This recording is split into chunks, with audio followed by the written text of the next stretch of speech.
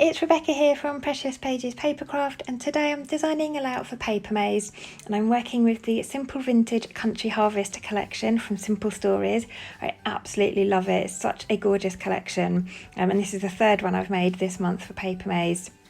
My first two focused more on the pumpkin side of the collection, kind of pumpkin patch, pumpkin picking, that kind of thing. And this layout today I'm going to focus more on the apples.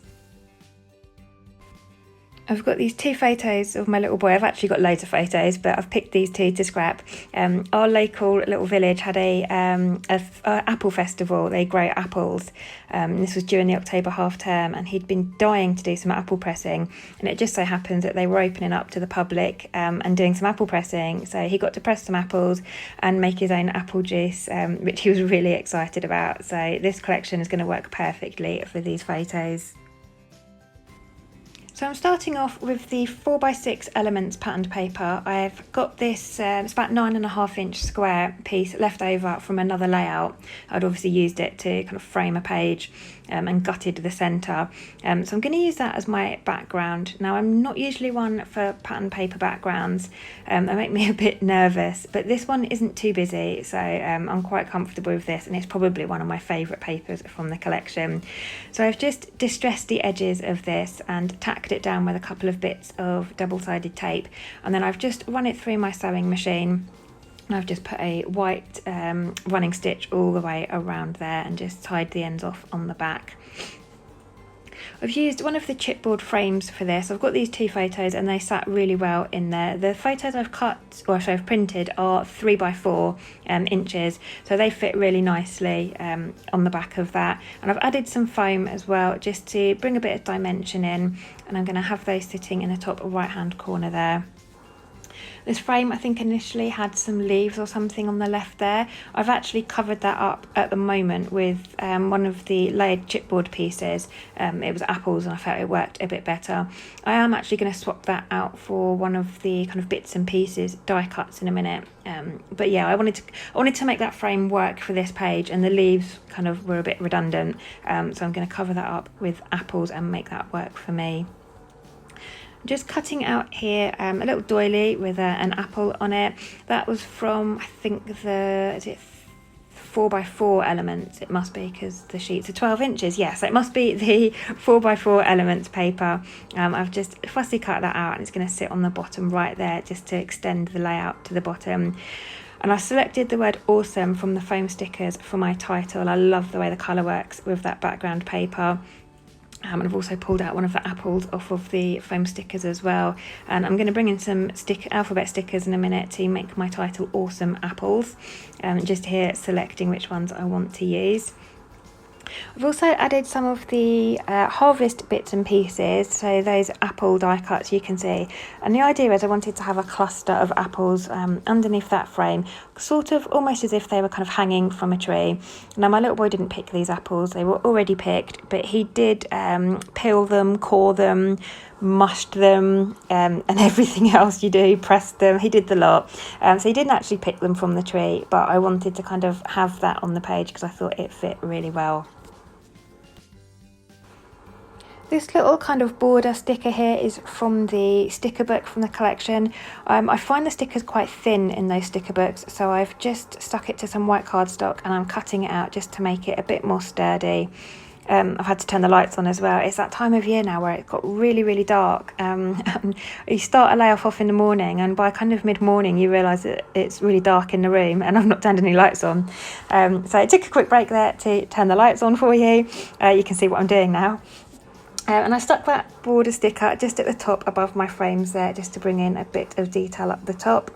And I'm just working my way around now, really getting things stuck in place. This layout came together really quick. I think it took me about 45 minutes, which is super going for me. That's really fast.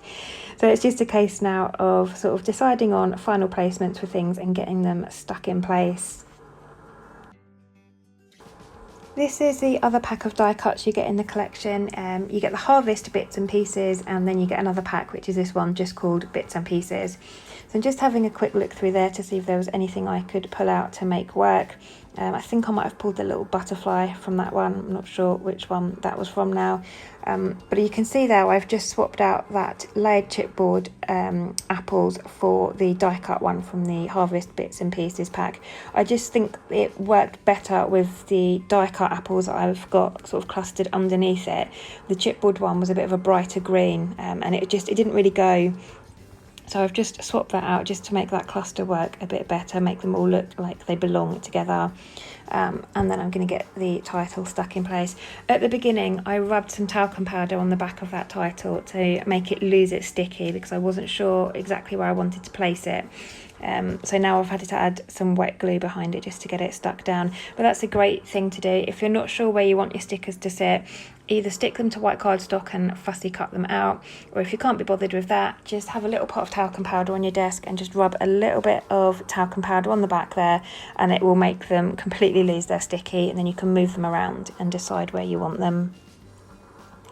Just pulled out the sticker book again. I'm just going through trying to see if there's anything I can add. I wanted some like little word stickers or something just to build on that cluster on the bottom there. I've added another apple under my title, and I've pulled out one of the stickers that says perfect pick.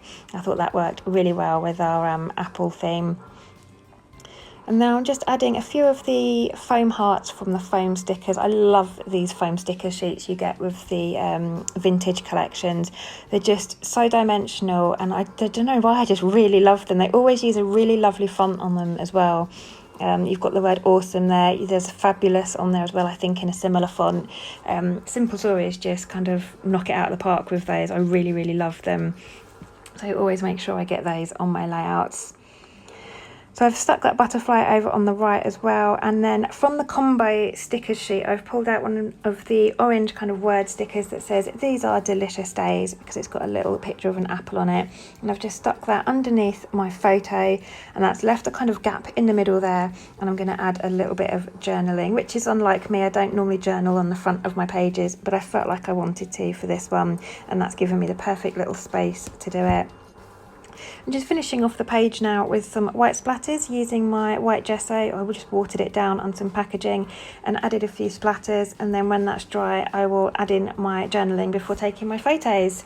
And that's me done. So I've got some close-ups coming up for you. Thank you so much for joining me today. I hope you've enjoyed this video. I hope you like the layout and it's given you some inspiration on using this collection. It's still available in the Papermaze store. I will pop a link in the description box below for you. And also to the Papermaze blog, where you'll find loads of inspiration from all the design team and all the collections they're using at the moment. So thanks again for joining me. I'll leave you with the rest of the close-ups, and I'll see you next time.